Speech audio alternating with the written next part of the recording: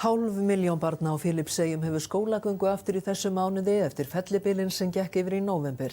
Eyðileggingin er gríðarleg en 30.000 Íslendingar studdu neyðaraðgerðir UNICEF. Hrund Þórsdóttir segir nú frá. Mörg börn á Filippseyjum hafa átt í miklum erfiðleikum eftir að fellibylurinn reið yfir í nóvember. Það var aldrei orðið svona mikill vindur að komið á land nokkur staðar í heiminum á byggðu bóli og eyðileggingin er gríðarleg. Þannig að börnin hafa ýmist mist heimili sín eða þurft að fara að flótta.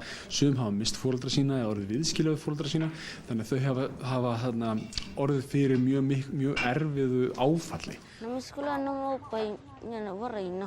Hindi ako pagod usa na master na bagan butan mamatay udo kaya era bale para man hot kaya kon man era bale na bato nalak pero ako pagod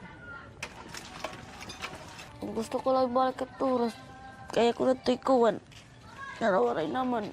Stefán segir menntun grundvallar mannréttindi barna, auk þess sem skólarnir hjálpi börnum á hamfarasvæðum að byggja upp eðlilegt líf. Og við höfum trú á því að það geti haft jákvæð áhrif á allt samfélagið, að þetta er svona verið ákveðin kjölfesta, ákveðin hornsteinn að uppbyggingunni.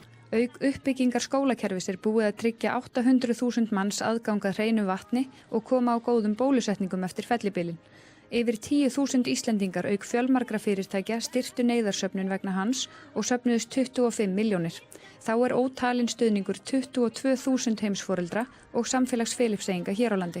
Þannig að ég held við eigum svolítið mikið í þessu og við ætlum að fagna þessu svolítið með börnunum sem byrja í skóla í dag, þessum hálfri milljón barna sem byrja í þessari viku næst í skólanum. Malipay na ako kay mabalik na ako pag-eskwela. Anakot nga ni baga ko na yung laban.